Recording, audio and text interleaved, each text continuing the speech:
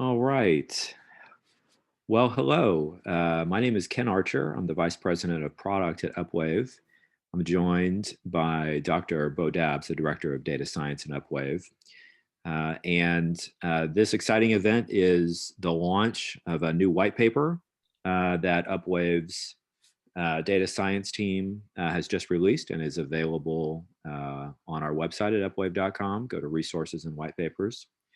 On the topic, how much lift and ad recall should I expect from my campaigns? This is part of a series of white papers and webinars that Upwave's customers have asked us to do to explore improvements on the legacy approaches to norms. There's a lot of dissatisfaction amongst advertisers with how to answer the question, how much brand lift is good? The legacy approach to this simply takes a fairly arbitrary set of companies that are in the same somewhat arbitrarily defined industry and averages them, resulting in lots of comparing apples and oranges. And so our data science team has taken a more data-driven approach to answering the question, how much lift should you expect? What is good? And how much lift should be concerning? Previously, we looked at that from the perspective of awareness, and today we're going to be answering that question when it comes to ad recall. If you have questions, please enter them into the Q&A, and Bo will take them at the conclusion of the presentation. And with that, I will turn it over to you, Bo. All right, thanks, Ken. All right, so I'm going to start by talking a little bit about who this white paper is for. So this white paper is going to be useful for anyone who needs to determine the impact of a brand campaign on ad recall, needs to understand the limitations of using traditional norms to gauge performance, or if you're responsible for setting expectations for the lift driven by brand campaigns. As Ken said, today we're going to be focusing on ad recall, which is a pretty standard metric in brand advertising. And it's evaluated by asking consumers directly whether or not they recall seeing an ad from a specific brand recently. In order to measure lift in ad recall, we ask this same question to consumers exposed to a campaign, as well as control individuals who are not exposed to the same campaign. But after you've done this analysis to measure lift in ad recall, you really need a meaningful reference point to determine if, for example, 2 percentage points of lift in ad recall is satisfactory or represents an underperforming campaign. So as Ken mentioned, the traditional approach to create norms is based on using industry or category averages. So the problem is that many of the brands within an industry or a category are not directly comparable. So for example, the lift in ad recall driven by a campaign for Oreos shouldn't necessarily be evaluated against the lift driven by other grocery store brands, or even other cookie brands that might have a smaller market share. Instead, at Upwave, we combined lift data across hundreds of campaigns to understand what factors impacted the effectiveness of those campaigns in driving lift and ad recall. And it turns out that an important factor impacting the lift in many brand metrics is the baseline for that metric. For ad recall, this baseline is the level of ad recall among a group of control respondents comparable to those exposed to the campaign. So these control respondents have the same demographic and behavioral profiles of exposed consumers, but they weren't actually exposed to the campaign. So for this white paper, we then used regression models to analyze the relationship between baseline ad recall and lift in ad recall. And so we did investigate multiple models for this relationship, but we found that a simple linear regression provided the best fit to the data. So this plot on the right here shows the relationship between baseline ad recall, it's going to be x-axis, and lift in ad recall, which is going to be the y-axis. So on the left side of the plot, we see that brands or campaigns with 0 baseline ad recall have the smallest amount of lift of just under 1 percentage point. Then on the other side, for brands with 50% baseline ad recall, we see the largest lift of greater than 4 percentage points. So the main takeaway here is that having a higher baseline ad recall will make a campaign more likely to generate large amounts of lift in ad recall. But then that leaves us with the question, what causes a brand to have a high baseline ad recall in the first place? And so we believe that baseline ad recall is correlated with two major factors. So the first is running multiple concurrent campaigns. For example, if Upwave is measuring a digital campaign, we are also running print and out-of-home campaigns concurrently, we're likely to see higher baselines of ad recall. And the second factor that we can dig into a little bit more is the baseline brand awareness for a brand. And so this plot on the right here shows the baseline awareness on the x-axis and baseline ad recall on the y-axis. So you can see that brands that have higher levels of baseline awareness also have higher levels of baseline ad recall. And this makes sense because brands with high levels of awareness are more likely to be top of mind for consumers, so consumers are more likely to remember seeing ads for those brands or to think they've seen an ad recently, even if they may not have. Also, in a previous webinar, we divided brands into 3 categories based on their level of baseline awareness and found that for category leaders, brands with the highest level of baseline awareness, increasing awareness can actually be quite difficult. There just simply are not many additional consumers for these brands to reach. However, we see the opposite effect for ad recall, where the ubiquity of a brand actually makes it easier to drive lift in ad recall. Then the reverse is true for challengers and newcomers, and who have lower levels of baseline awareness and will likely struggle to drive lift in ad recall. So before I mentioned, is 2% lift good? And the real answer is, if you're a challenger, that's totally reasonable. If you're a category leader, it's a bit underperforming. But if you're a newcomer, 2% lift in ad recall is actually going to be pretty good.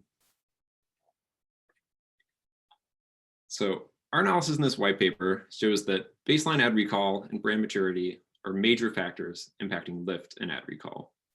Because of this, any one-size-fits-all industry-based norm cannot account for these effects directly.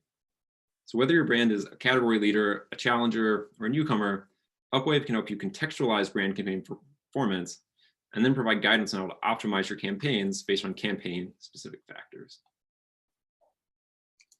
All right. Thanks everyone for attending. I hope you learned something new today, and I'm happy to answer any questions. Back to you, Ken. Thank you very much, Bo. Really appreciate it. See if we have any questions. Here's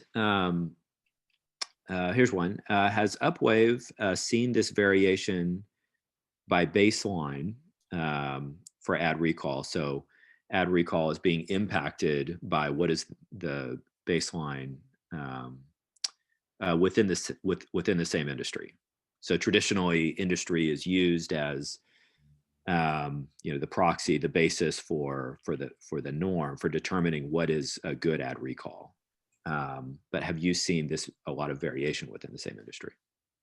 Yeah, we definitely have seen a lot of variation. So particularly within CPG brands, and I know a particular example of for cleaning brands, we have definitely a category leader that has done a very good job of driving ad recall and certainly struggled with awareness.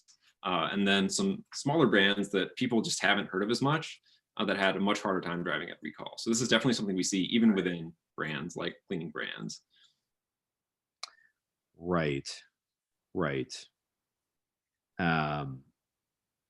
So then the challenge is, okay, if you have a small market entrant that is not advertising in other channels, that has low baseline awareness, and in the same industry you have an incumbent that is advertising in linear, in digital, in social, in radio, and as high baseline awareness, it's really apples and oranges, using one as a reference point for what ad recall the other should expect. Yeah, for sure. What you should expect is just very different. And it's really important to know when you see that 2 or 3% lift, are we talking about a brand that's a newcomer, which means you actually did a pretty good job, or are we talking about one of these category leaders where you maybe actually should have expected a little bit more? Yep. Another question, what would you suggest as an action item for brands that are looking to drive additional brand awareness?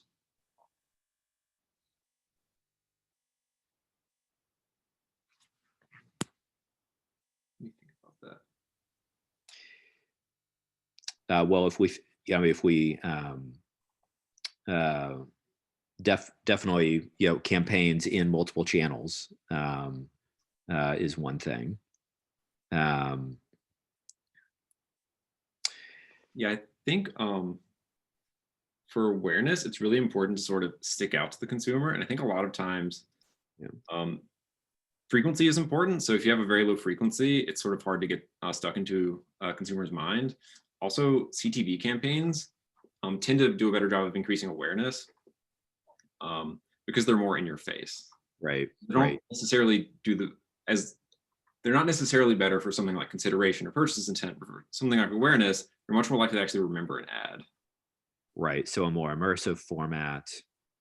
Also, not assuming, like something else that we've seen, Bo, is not just assuming that awareness is something that you just turn on a campaign and see what your level of awareness is 3 months later. Um, Not assume that that's something you cannot optimize towards mid campaign. So seeing what level of frequency, what audiences, what publishers, what formats are working mid campaign, you can do that with awareness just as much as you can with like CPA. What about how does effective media targeting, another question, impact having a stronger baseline, especially for a newcomer brand? Oh, I see. So that can definitely affect things. So if you have a really good target, it depends on what your target is, right? So if your target is, so you're doing a conquesting campaigns and you're targeting users of competitors, for a set like that, you might actually have a lot lower awareness, which is going to mean that you're going to have lower ad recall in general, and then lower lift in ad recall. So this means for a conquesting campaign, you're actually going to be fighting a bit of an uphill battle, particularly for ad recall. I will say for something like awareness, so if you're up to like say mid-level of awareness, so you're in this solidly in this challenger category, then if you start doing more of a conquesting campaign, that's going to give you the best opportunity to find new people to increase your levels of awareness and ad recall. But particularly for a newcomer brand, it might actually be sort of better to try to actually target the audience that you think already knows about your brand, and then you're more likely to have the brand stick in their mind. So you're going to have higher baseline awareness, higher baseline ad recall, and then higher lift in ad recall. Right. This is something else we've seen in CTV. It's a more immersive format, but it's also, without, optimization, without real transparency into the targeting, can be pretty untargeted, um, which, then will depress, um, yeah, the ad recall. And so you need a combination of the intended target that's primed for your message and an immersive format. Another question, have you done similar studies into baselines for other lower funnel KPIs like consideration and purchase intent? Yeah, so we did look a little bit into consideration and purchase intent, so the standard lower funnel metrics. And we haven't found a strong relationship with baselines for those. So it seems like your performance depends on other factors such as what audience you're targeting. So targeting an audience that is going to be receptive to your campaign is more important than targeting an audience that has a specific baseline of consideration or purchase intent. Yep. Yep. What about with ad recall? What are some specific actions that advertisers and agencies can take if they're looking to boost ad recall? I think for ad recall, it's running multiple types of campaign and then generally favoring sort of reach over, or sorry, favoring frequency over reach. So if you really want someone to remember an ad, you want to sort of hit them with more ads. So you want to get to a solid threshold of 5 or 6 advertisements per person, perhaps, rather than spreading really thin and hitting a very large number of people just once or twice. Yeah. Yeah. Then the challenge is then getting good data on that, right? The challenge of, cross-channel reach and frequency is very bound up with this. Yeah. Yeah, and it's important to understand sort of when you are sort of running a digital campaign and considering a CTV campaign on top of it, are you going to be hitting new people, or are you just going to be hitting the same people more times? Yeah. Yeah. Like ad recall, maybe you want to hit the same people. Yeah. So a lot of advertisers and agencies will see this and will say, well, this is great. So does this mean I can get an improved norms that aren't just based on apples and oranges from the same industry, but they're actually based on truly comparable brands? Is that available? So it's not worked into our product right now. So we do have real-time norms, which takes into account sort of current campaigns and some seasonality effects. Sort of the data science team is usually running a bit ahead, and so this will be in the product soon. Yeah, yeah. So that's right. So yeah, as our data science team churns out this research, then this is what ultimately ends up in our product later on. So another really good question. So why is ad recall worth looking at? It's definitely in a KPI for a lot of campaigns, but it is also not a KPI in all brand campaigns. So what do you think? Whereas like awareness is more ubiquitous. So why do you think ad recall is common, but definitely not a default to include? I sort of think of ad recall as a bit of something like a canary in a coal mine. So if you don't have lift in ad recall, it's likely that your campaign isn't going to drive lift in other metrics. So it just means people aren't remembering seeing the ad. It's not really sticking with them. And sort of on the flip of that, it's possible for a campaign to drive a lot of lift in ad recall, but not actually drive a lift in the lower funnel metrics like consideration and purchase intent. Yeah. Sort of the ad definitely stuck with them and they remember seeing it, but it didn't really convince them. Yeah. I've seen, I know Upwave doesn't do this, but I know other companies, instead of doing recall, they'll do like either a creative pretest, or they will actually put the creative into the question and then ask questions based on that. I mean, do you think, is that a legitimate way to measure the same impact of a creative? I definitely prefer exposed control methodologies if you want to know if ads are sticking with people. Yeah. I think these pretests can help you understand better how consumers are going to respond when they actually do see the ad. Yeah. And so that can help you sort of connect the pieces. If it seems like consumers are responding well in pretest and you get reasonable ad recall, you're definitely more likely to expect to see some movement and consideration. Say. Right. But nothing is as good as exposed control when it comes to measuring the actual causal impact. Yeah, for sure. Okay. Great. Well, it sounds like that is our questions for today. So you can download the white paper on our website again at upwave.com. Go to resources and white papers. We will have another exciting webinar here in just a couple weeks. You can learn about it on our website or contact your Upwave CSM who can tell you about it. And it's going to be on what impact do brand campaigns have on lower funnel metrics. Definitely a holy grail of advertising research, also that our data science team has been investigating at the request of our customers, and that because of that will ultimately end up in our product in the future. So thanks so much for joining us today, and we will see you next time.